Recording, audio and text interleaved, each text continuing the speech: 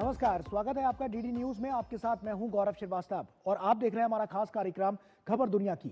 खबर दुनिया की में आज बात होगी ऑस्ट्रेलिया के सिडनी में आतंकी खौफ से लहूलुहान हुए लोगों की। साथ ही बात होगी रूस यूक्रेन युद्ध में शांति के पथ पर आए नए मोड़ की। करेंगे इन अहम विषयों पर चर्चा भी। तो चलिए शुरुआत करते हैं और सबसे पहले नजर डालते हैं हेडलाइंस पर। प्रधानमंत्री नरेंद्र मोदी 3 देशों की यात्रा के पहले चरण में पहुंचे जॉर्डन। हवाई अड्डे पर दिया गया guard of honour. King Abdullah द्वितीय के साथ होगी द्विपक्षीय वार्ता।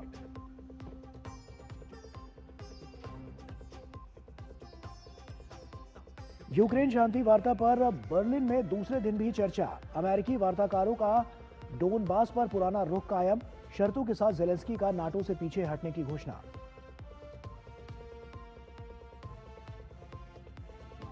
ऑस्ट्रेलिया के बोंडी बीच पर नफरती हिंसा का दिखा घिनौना रूप। हनुक्का त्योहार के दौरान गोलीबारी में एक हमलावर सहित 16 लोगों की मौत। ऑस्ट्रेलियाई पीएम ने कहा कड़े किए जाएंगे बंदूक कानून। चिली में 3 दशक बाद दक्षिणपंथी सरकार। होजे एंटोनियो कास्ट चुने गए नए राष्ट्रपति। अपराध पर अंकुश, अवैध प्रवासियों को निर्वासित करना, सुस्त अर्थव्यवस्था को पटरी पर लाने का वादा। हांगकांग की मशहूर मीडिया हस्ती जिम्मी लाई अदालत से दोषी करार। राष्ट्रीय सुरक्षा को खतरे में डालने और विदेशी ताकतों से मिली भगत का आरोप। मानवाधिकार समूहों ने की अदालत के निर्णय की निंदा।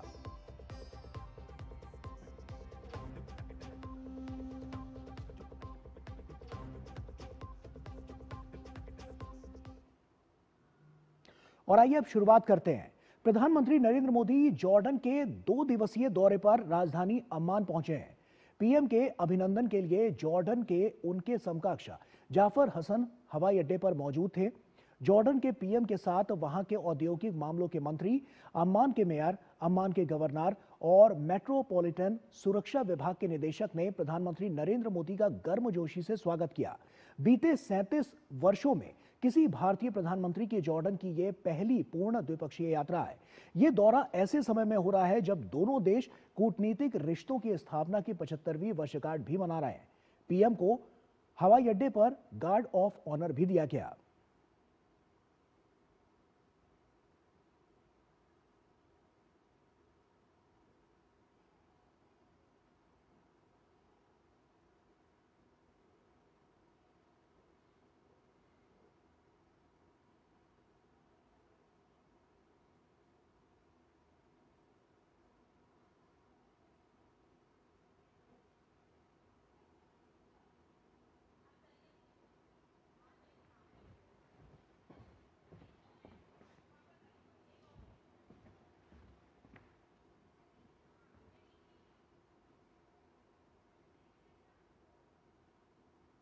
और वहीं प्रधानमंत्री नरेंद्र मोदी का जॉर्डन की राजधानी अम्मान में भव्य स्वागत हुआ।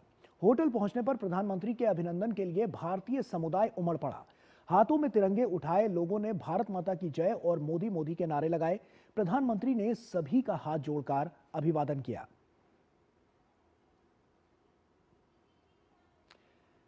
अम्मान में होटल पहुंचने पर भारतीय समुदाय ने प्रधानमंत्री का स्वागत परंपरागत ढंग से किया। इस अवसर पर कलाकारों ने गणेश वंदना और शिव स्तुति पर कथक और भारतनाट्यम की प्रस्तुति दी।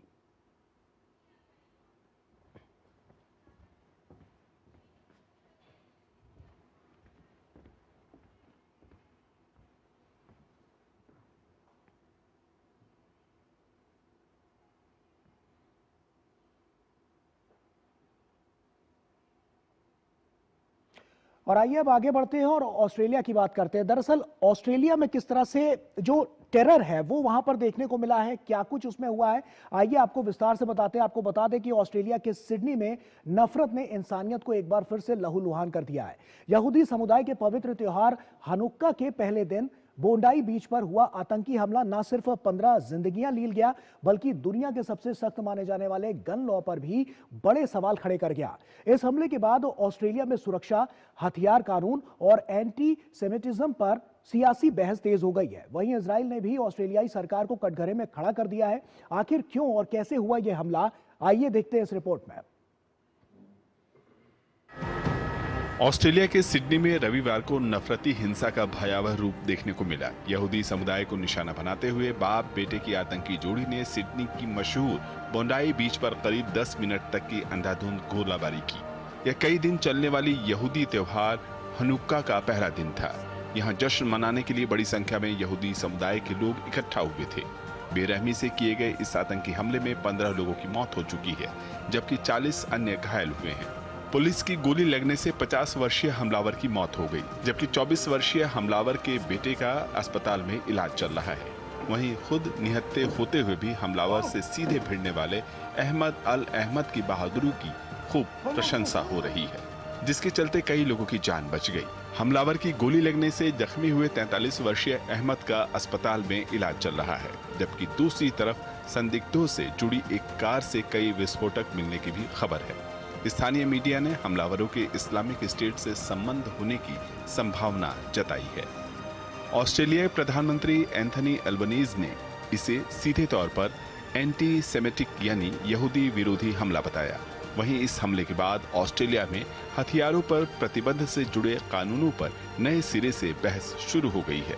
पुलिस ने बताया कि हमलावर बाप के पास 2015 से हथियारों का लाइसेंस था। उसके पास 6 रजिस्टर्ड हथियार थे। गृह मंत्री टोनी वर्क के मुताबिक हमलावर बाप 1998 में स्टूडेंट वीजा पर ऑस्ट्रेलिया आया था, जबकि उसका बेटा ऑस्ट्रेलिया में पैदा हुआ और वहीं का नागरिक है। हालांकि ऑस्ट्रेलिया के गन कानून दुनिया के सबसे सख्त कानूनों में गिने जाते हैं, लेकिन ऑस्ट्रेलियाई प्रधानमंत्री अल्बनीज ने कहा कि उनकी कैबिनेट ने बंदूक कानूनों को और मजबूत करने पर सहमति जताई है। उन्होंने कहा कि कैबिनेट में बंदूक लाइसेंस द्वारा मिलने पर हथियारों की संख्या पर सीमा लगाने और लाइसेंस कितने समय तक चलना चाहिए, इस पर विचार किया जाएगा। जहां एक तरफ इस हमले के बाद ऑस्ट्रेलिया में सुरक्षा का मुद्दा चिंता का बड़ा कारण बन चुका है, तो वहीं दूसरी तरफ इजरायली सरकार यहूदी समुदाय की सुरक्षा को लेकर ऑस्ट्रेलिया को कटघरे में खड़ा कर रही है। इजरायली प्रधानमंत्री नेतन्याहू ने ऑस्ट्रेलिया की नीतियों पर सवाल उठाते हुए एंटी सेमिटिज्म को बढ़ावा देने के आरोप लगाए। पीएम नेतन्याहू ने कहा कि उन्होंने कुछ महीने पहले ही ऑस्ट्रेलियाई प्रधानमंत्री को पत्र लिखकर इस मुद्दे पर चिंता जताई थी। दरअसल कुछ महीने पहले ही ऑस्ट्रेलिया ने कई अन्य पश्चिमी देशों के साथ मिलकर फिलिस्तीन को स्वतंत्र राष्ट्र के तौर पर मान्यता दी थी, जिसके बाद इजराइल से उसके रिश्तों में कड़वाहट देखने को मिली है। तो आखिर इस पूरे हमले के पीछे की वजह क्या थी, क्या थी इसकी इनसाइड स्टोरी, ये सब हम आपको बताएंगे, इसी पर चर्चा भी करेंगे। तो आइए अपने मेहमान जो हैं उनसे आपका तारुफ करा दें। सबसे पहले उनका परिचय कराते हैं। हमारे साथ सुशील कुमार सिंघल जी जुड़ चुके हैं, जो कि फॉर्मर सीनियर डिप्लोमेट हैं। सर, बहुत स्वागत आपका। और उसी के साथ सबसे पहला और महत्वपूर्ण सवाल कि इसके पीछे की इनसाइड स्टोरी आखिर है क्या, क्यों इस तरह की स्थितियां वहां पर पनपी, और अभी तक जो हम जानते हैं कि जिस लॉ की हम हमेशा से बात सुनते आए हैं कि ऑस्ट्रेलिया का ये जो गन लॉ है ये अपने आप में बहुत ज्यादा सख्त है, तो फिर ऐसी वहां पर स्थिति क्यों उत्पन्न हुई? देखिए, बात यह है कि ये हम कहते हैं कि वहाँ ऑस्ट्रेलिया में बहुत ही ओपन सोसाइटी है। गन लॉ है, जहाँ तक बात है वो काफी सख्त है। लेकिन ये है कि कितना सख्त है, ये हम किससे कंपेयर कर रहे हैं। अगर हम यूएसए से कंपेयर कर रहे हैं तो जहाँ की बहुत लिबरल लॉ है, तो ये कंपैरिजन वाली बात एक होगी, क्योंकि उसके पास में 6 गन का लाइसेंस था, 6 गन्स थी, जैसा कि आपने अपनी रिपोर्ट में बताया है। तो क्लियरली वहां सख्त कानून है, लेकिन किसके कंपैरिजन में हम सख्त कानून की बात कर रहे हैं? कि अगर बहुत सख्त कानून थे तो उनके ऑस्ट्रेलिया के प्रधानमंत्री को ये कहने की जरूरत नहीं थी कि हम गन कानून के बारे में सख्ती बरतेंगे। अब ये जो फादर सन डुओ की बात है कि दोनों ने हमला किया, अब ये इस तरह की ये रिपोर्ट आ रही है, खुद ही उनके शायद प्रधानमंत्री जी ने ही बोला है कि जो बेटा है उनका 2019 में भी उसकी इन्वेस्टिगेशन हुई थी कि शायद वो आईसिस से उसका जो है कुछ प्रभाव था, उसके बारे में उसकी इन्वेस्टिगेशन हुई थी। तो अब ये तो इस चीज से पता, इसका मतलब ये है कि वो मे बी आईसिस की विचारधारा से प्रभावित था, और वो जो वहाँ की सिक्योरिटी एजेंसीज हैं वो प्रॉपरली उसको इन्वेस्टिगेट नहीं कर पाई। मे बी क्योंकि वहाँ लिबरल लॉ है, तो उन्होंने शायद सोचा कि वो उसको फ्रीडम ऑफ स्पीच है, और उसके तहत उन्होंने उसको शायद इतने ज्यादा बारीकी से उसका बात में छानबीन नहीं की। अब जब इन्वेस्टिगेशन होगी तब उससे पता लगेगा कि भाई क्या कारण रहे कि जबकि वो उनके रडार में भी था और उसके बावजूद वो वहां से स्किप कर गया। तो एक मेरे मेरे विचार से कि इंटेलिजेंस फेल्योर भी है जी। दूसरा कि जो कुछ रिपोर्ट आ रही है कि शायद ये जो बेटा तो कहते हैं कि वहीं ऑस्ट्रेलिया में पैदा हुआ था, लेकिन फादर जैसा कि आपने कहा कि 1998 में स्टूडेंट वीजा में वहां पर ऑस्ट्रेलिया में आए थे। अभी तक ये क्लैरिटी नहीं हो पाई है कि वो कहाँ से आए हैं। कुछ हमारे पड़ोसी देश का नाम ले रहे हैं, लेकिन सरकारी तौर पे इसको कंफर्म नहीं किया गया है। मेरे विचार से इसमें कोई लंबी चौड़ी बात नहीं है। They will be able to confirm. तो उससे पता लगेगा कि उनके संबंध किस तरह से इस तरह के ऑर्गेनाइजेशन से थे और उनका क्या संबंध चल रहा था। क्योंकि ये तो नहीं है कि ओवरनाइट हुआ, ये तो एक सोची समझी योजना के तहत हुआ है मेरे विचार से। क्योंकि जिस तरह से उन्होंने 15 मिनट गोली चलाई है और जो आईईडीज भी गाड़ी से मिले हैं, तो इसका मतलब उनका प्लान कोई लंबा था। ऐसे में सुशील जी एक सवाल आता है कि ऑस्ट्रेलिया की सुरक्षा नीतियां क्या हैं और किस तरह से वहां के लॉ एंड ऑर्डर को पास ऑन करते हुए यहां पर देखा जा सकता है, पहला। दूसरा, यहूदी कितना वहां पर सुरक्षित हैं, क्योंकि इस हमले के बाद, त्योहारी समय में इस हमले के बाद यहूदी कहीं ना कहीं और ज्यादा परेशान हो चुके हैं इस तरह की परिस्थितियों से। तो आपको क्या लगता है कि ऑस्ट्रेलिया की ये जो पूरा डेमोक्रेटिकल जो ग्राफिक है वो किस ओर इशारा कर रहा है? देखिए, इसका ये बिल्कुल साफ है, क्योंकि हमारे देश में भी हमने भी उनके साथ में कंप्लेंट की है। हमने भी समस्या उनके साथ में हमारी समस्या है कि कुछ उग्रवादी वहां पर रह रहे हैं जो कि भारत का विरोध करते रहे हैं और भारत सरकार ने उनको इसके बारे में जागरूक किया है। तो जो freedom of so called freedom of speech के लॉ है, आपने अभी बताया है कि इजराइल के प्रधानमंत्री ने भी उनको आगाह किया था कि वहां जो यहूदी कम्युनिटी है वो अपने आप को इनसिक्योर फील कर रही है। तो इसका मतलब, क्योंकि आपको मालूम है कि मोसाद बहुत जो है स्ट्रांग है और वो उनके पास में खबरें, जो उनका जो जासूसी एजेंसी है वो बहुत स्ट्रांग है, तो उनके पास में कुछ फीलर, इसका मतलब कुछ इंफॉर्मेशन होगी जो कि उन्होंने ऑस्ट्रेलिया के साथ में शेयर की होगी। तभी वहां के प्रधानमंत्री ने, इजराइल के प्रधानमंत्री ने ऑस्ट्रेलिया के प्रधानमंत्री को चिट्ठी लिखी थी और उसमें उनको आगाह किया था। तो मुझे जो लग रहा है, क्योंकि वहां की सिक्योरिटी एजेंसीज जो हैं उन्होंने अपना रोल पूरी तरह से अदा नहीं किया और ये कहकर के भाई जो वहां पे हमारी मल्टीकल्चरल सोसाइटी है, तो इस तरह से लोगों को आजादी है, लेकिन आजादी कहां तक है, कहां कहने की है, कार्रवाई की भी है, ये मेरे ख्याल से एक बहुत बड़ा मुद्दा है। बिल्कुल, ये तमाम मुद्दे तो हैं ही है, लेकिन और भी तमाम सवाल भी खड़े होते हैं कि आखिर अगर पहले से गन लॉ इतना ज्यादा स्ट्रांग था तो फिर ऐसी स्थिति क्यों हुई, और अब इस पर आगे ऑस्ट्रेलिया किस तरह का स्टेप उठाती है, वहां की गवर्नमेंट किस तरह का स्टेप उठाती है जिससे आगे चलकर कम से कम लोगों को शांति मिल पाए। इस पर लगातार हमारी नजर बनी रहेगी। आप भी बने रहिए हमारे साथ, क्योंकि वक्त यहाँ पर एक छोटे से ब्रेक का हो गया है, लेकिन ब्रेक के उस पार जब लौटेंगे तो अगली खबर से आपको रूबरू कराएंगे और रूस यूक्रेन का क्या नया मोड़ सामने आया है और क्या यह शांति के पक्ष पर आगे बढ़ता हुआ नजर आ रहा है, सब कुछ बताएंगे, उसी पर चर्चा करेंगे, लेकिन एक छोटे से ब्रेक के बाद।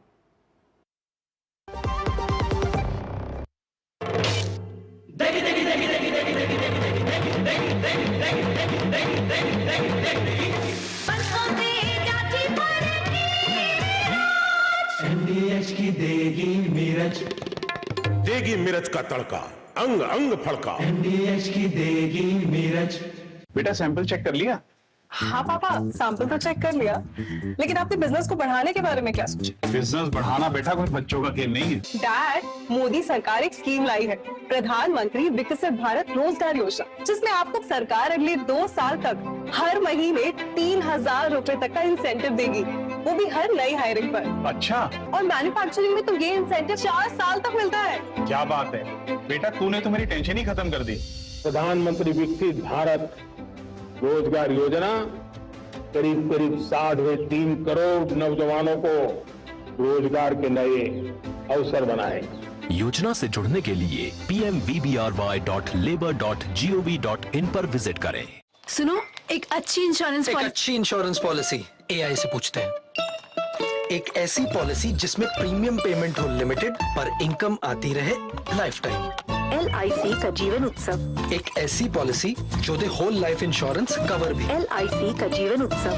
वाह, चलो तो LIC की जीवन उत्सव पॉलिसी ही लेते हैं। मैं भी तुमसे यही कह रही थी, LIC का Jeevan Utsav. Lifetime celebration मनाइए। LIC के जीवन उत्सव के साथ फ्यूचर सेट है।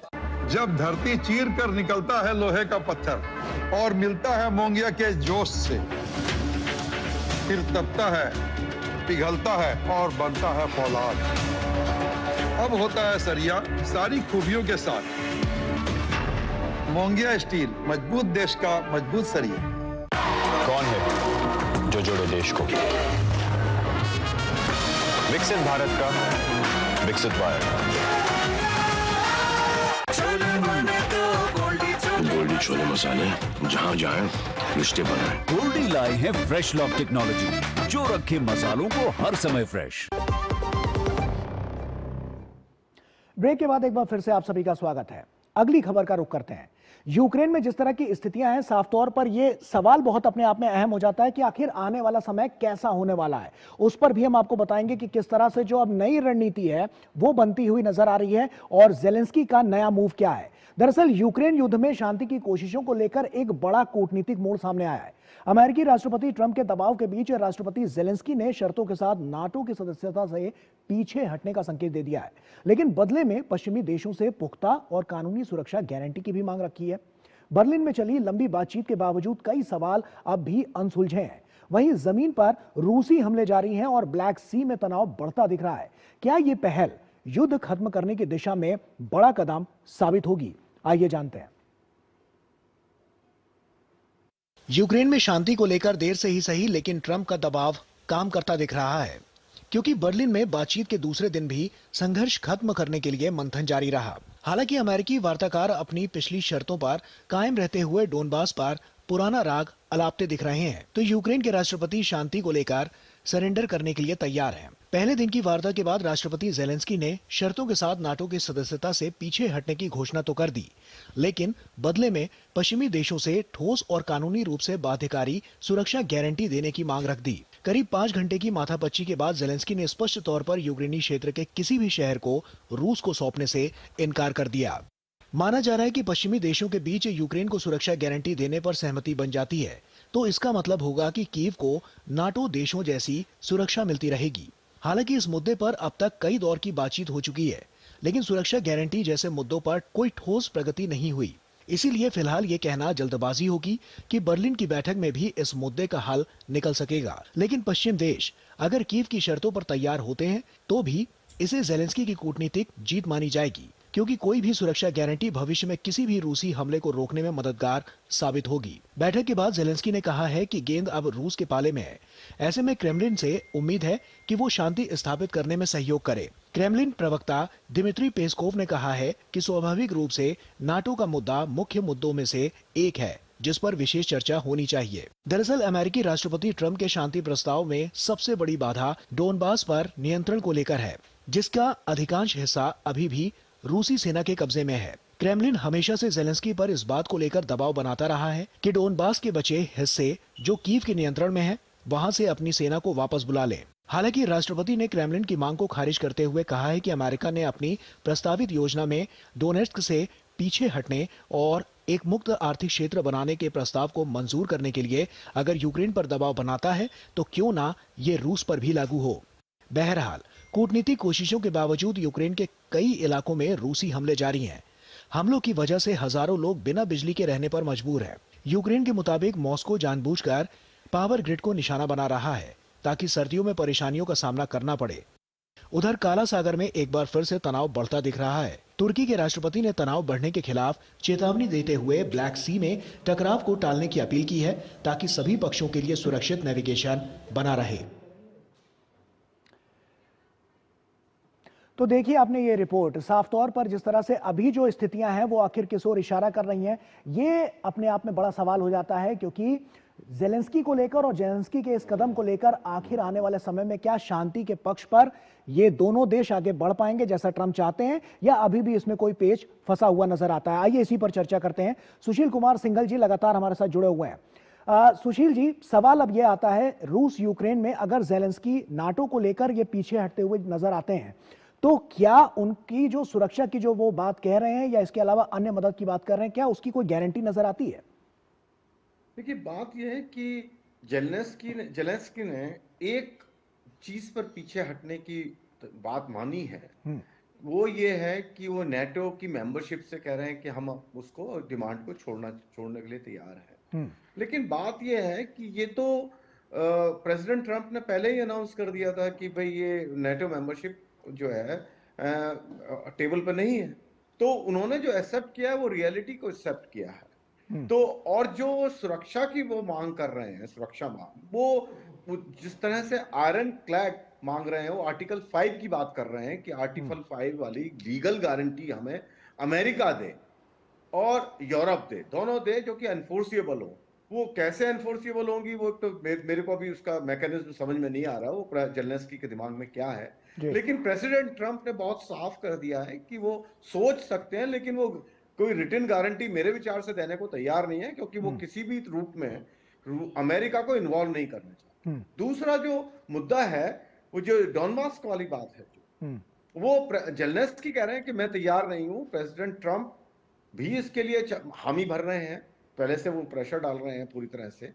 और पुतिन, वो रूस, क्योंकि ऑलरेडी उनको जो है, जैसा कि मैं बार बार कहता आ रहा हूं कि पुतिन जो है वेटिंग गेम खेल रहे हैं, क्योंकि उनको 2 या 3 महीने का इंतजार है और उनको पूरी उम्मीद है कि यूक्रेन इस सर्दी को हैंडल नहीं कर पाएगा। और जो उनके अटैक हैं, जैसा कि आपने अपनी रिपोर्ट में भी कहा कि वो जो उनका इंफ्रास्ट्रक्चर है, एनर्जी इंफ्रास्ट्रक्चर है, उसको टारगेट कर रहे हैं। क्योंकि उससे क्या होगा कि एक तो जो वहां की जनता है, यूक्रेन की जनता है, उनको मनोबल गिरेगा, पहली बात।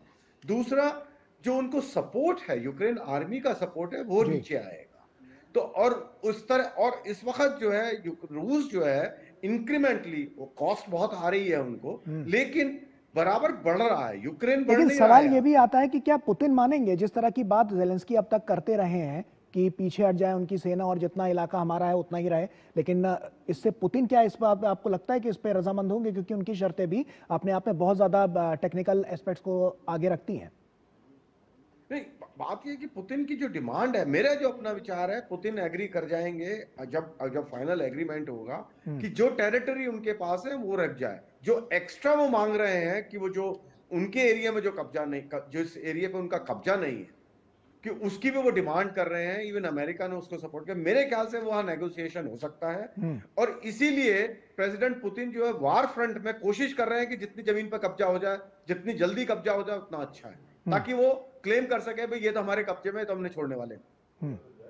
तो ये मुझे एक शक्ल नजर आ रही है अल्टीमेटली। लेकिन ये कहना कि यूक्रेन जमीन को, उनको जो कब्जा चले गया है रूस के पास में, वो वापस ले लेगा, उसके बिना वो नहीं मानेंगे, मेरे विचार से वो संभव नहीं है। मुझे लगता है सर ये भी कहीं ना कहीं ये पेच बड़ा फंसा हुआ है, और ये अभी भी आगे भी फंसा रहेगा, और इसी पर कहीं ना कहीं जो आनाकानी है वो लगातार देखने वाली बात होगी। लेकिन आने वाले समय में साफ हो जाएगा कि आखिर ये बातचीत कहां तक पहुंचती है और इसका निर्णायक अंत कहां जाकर थमता है। बहुत बहुत शुक्रिया आपका सुशील जी, हमसे बातचीत करने के लिए, तमाम जानकारियां साझा करने के लिए और हमारे साथ जुड़ने के लिए। तो अभी के लिए फिलहाल इतना ही। हमारी पूरी टीम को दीजिए इजाजत, लेकिन जाते जाते अब नजर डालते हैं कुछ अन्य महत्वपूर्ण अंतर्राष्ट्रीय खबरों पर, तो आप इनको देखिए। हमें हमारी पूरी टीम को दीजिए इजाजत। नमस्कार।